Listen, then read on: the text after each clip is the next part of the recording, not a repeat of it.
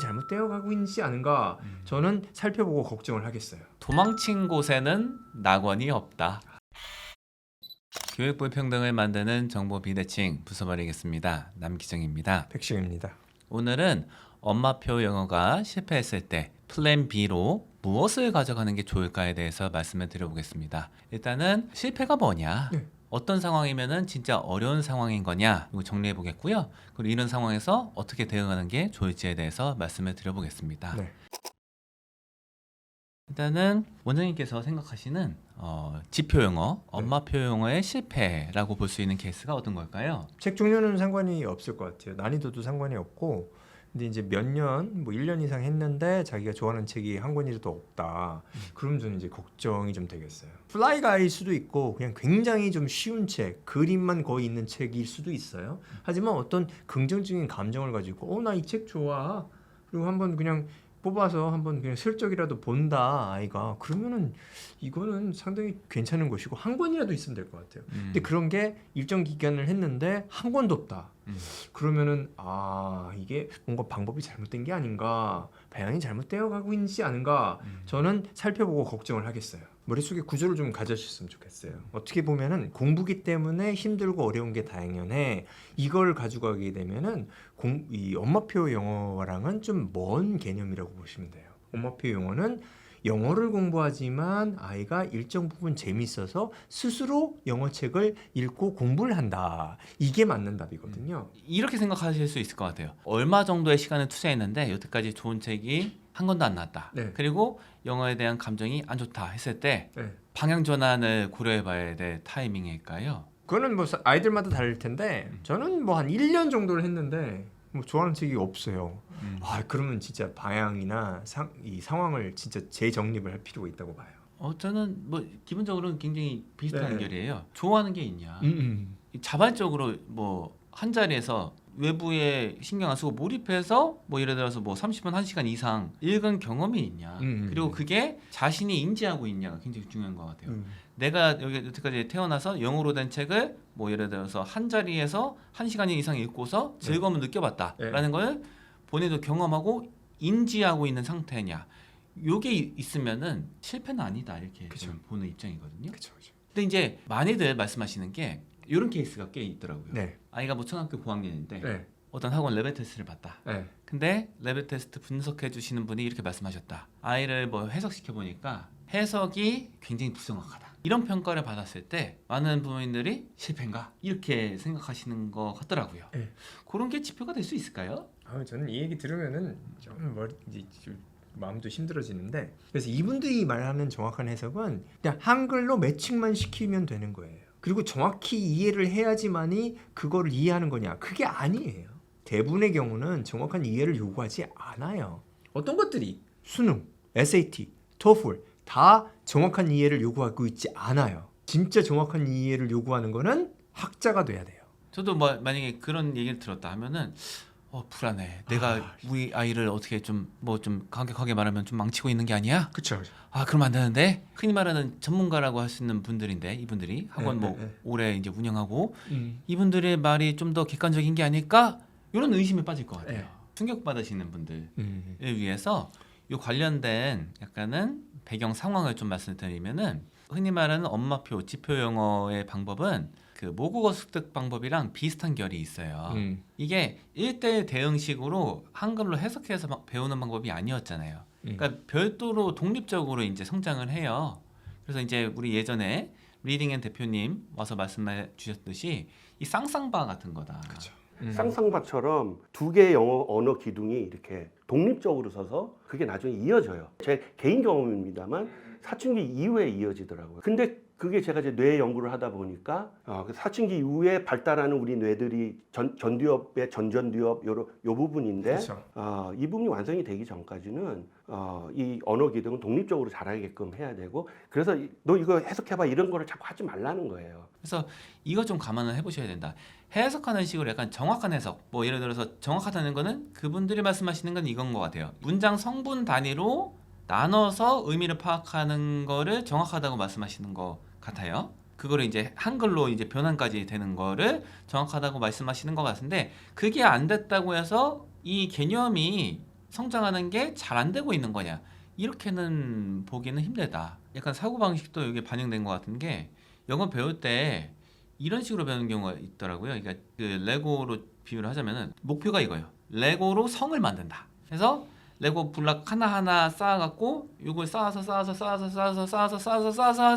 요 전체를 형성하는 거. 조각으로 시작해서 부분에 초점을 둬서 요거에 집중을 해서 여기서 조금씩 이 개념을 확대해 간다. 이렇게 접근하는 게 흔히 말하는 학습식이거든요.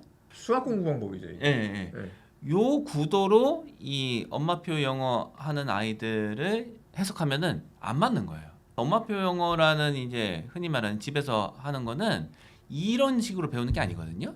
이 친구들이 하는 방법이 일단 전체를 봐요. 네. 전체적인 메시지가 먼저 들어오고 네.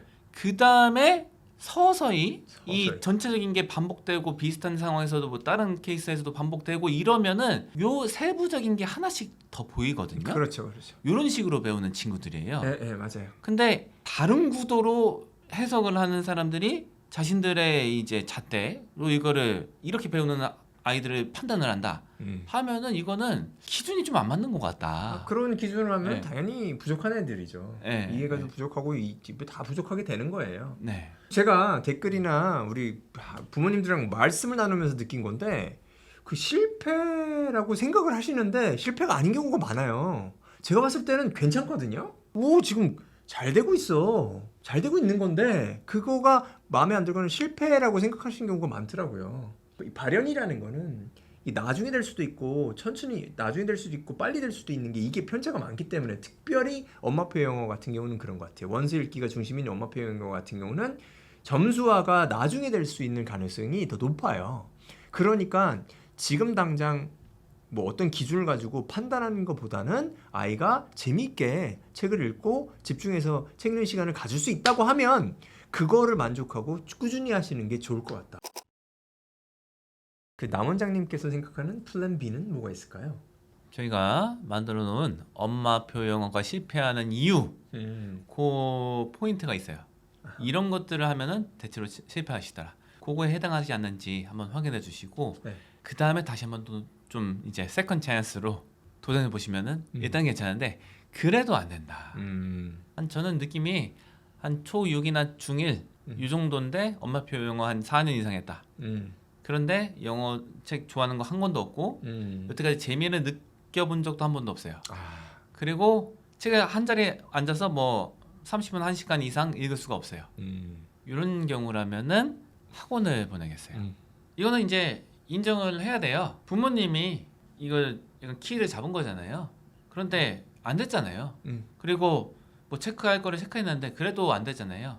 그러면은 이 체제 안에서는 좀 힘든 거예요. 뭐 4년 이상 뭐 이렇게 했는데 네. 그러면은 다른 체제에서 하는 게 도전해 볼 만하다.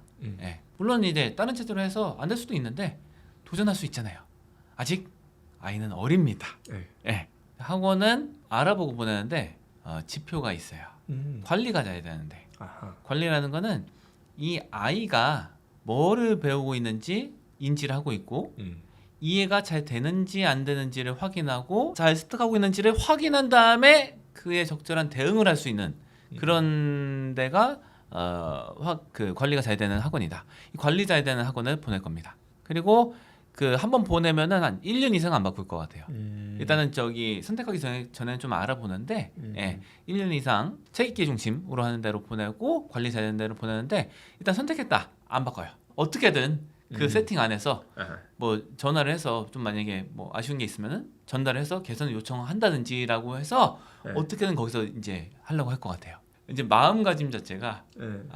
나는 전체적인 영어 이 플랜은 적어도 5년 이상. 그쵸. 예, 10년 계획 정도 예, 세워놓으시지 10년, 않으셨어요? 예, 10년 정도 보고 네. 이제 추진하는데 내가 좀 약간은 바람직한 방향이 아니라는 거를 판단하는 그런 시기도 적어도 3, 4년은 필요하다. 예.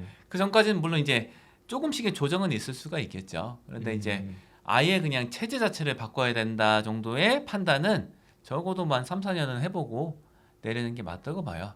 이게 가시적인 게 잘 안 나오거든요.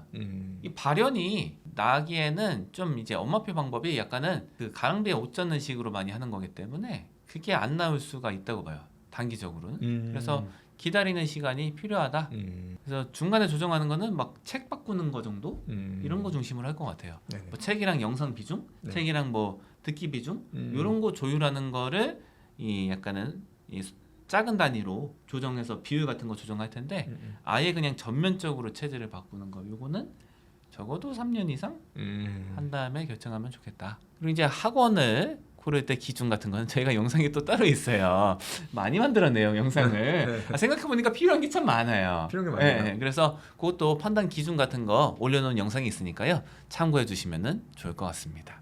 일단 아이가 왜 영어를 싫어하는지를 좀 알아봤으면 좋겠어요. 엄마표를 지속을 하던 다른 방법으로 공부 방법을 찾던 아니면 공부를 진짜 포기를 하던 이 판단은 지금 아이가 왜 영어를 싫어하는지를 알아야지만이 판단할 것 같아요. 그러지 않고서는 판단하는 거는 무리예요. 잘못된 판단이죠. 그래서 첫 번째 노력해야 될 거는 아이가 왜 영어를 싫어할까? 많은 노력을 했음에도 불구하고 어머니도 그렇고 아이도 노력했을 텐데 왜 영어를 싫어하지? 이 질문에 대한 어느 정도 어렴풋한 대답은 나와줘야 되고 일정 부분 근거를 가진 이런 일이 있었기 때문에 얘가 지금 이런 영어를 싫어하는구나 이런 해답이 나와줘야 되고 이거를 아이하고 어머니가 인지를 하고 그 인지 생각 자체가 좀 접점을 이루어야 된다고 생각해요. 그러면은 저는 이제 약간 조심스럽긴 한데 네. 원해는 잘 모르겠다. 아이가 흔히 말하는 이제 제가 종종 듣는 말은 언어 감각이 좀 없다. 네. 이렇게 판단을 하시는 것밖에는 뭐 대안이 없다. 네. 하는 경우라면은 계속 이 엄마표로 고수를 하는 게 괜찮을까요? 뭐 경우에 따라서는 아이가 뭐 차분히 앉아서 책을 읽는 게 좀 어려운 그런 기질을 가질 수 있죠. 저는 뭐 아이들 매일 지도하고 있지만 요 생각은 있어요. 영어 공부를 하면 좋은데 영어 공부를 하면 효율이 떨어지고 좀 괴로운 그 아이들이 있다. 그렇게 생각을 해서 한 몇 년 전, 수년, 뭐 3, 4년 정도 시도를 하고 영어랑 좀 멀어진 상태에서 아이가 뭐 다른 방법 학원을 간다든가 아니면 스스로 다른 방법으로 영어 공부할 마음이 없다 그러면 지금 그 상태에서는 아이를 푸시해서 뭐 영어 공부를 하는 게 효과가 크진 않을 거다. 오히려 약간 시간을 주는 게 좋을 것 같다라는 생각인 거예요. 시간을 드린다는 거는 일단은 당분간은 아이가 생각이 변할 때까지는 영어 공부는 잠시 쉬는 걸 말씀드리는 거예요.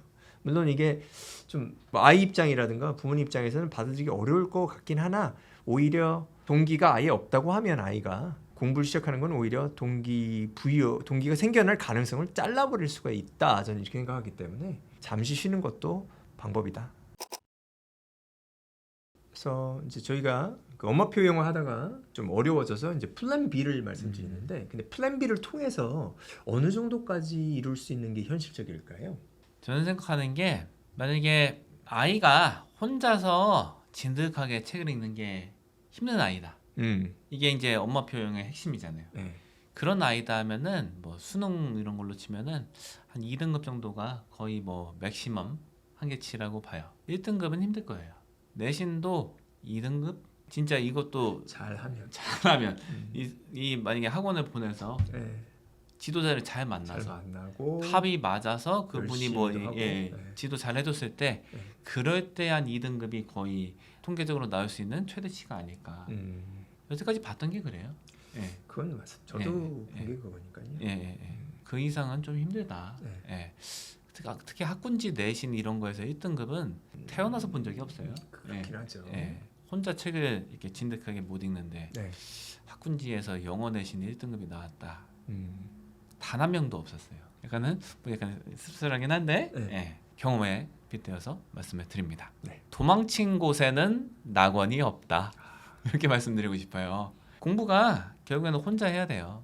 이 하나하나 다 알려줄 수가 없어요. 어떤 시험이든지 간에 모든 거를 완벽하게 다 알려줘서 그걸 받아먹게 해서 떠먹여주는 식으로 해서 잘할 수가 없어요.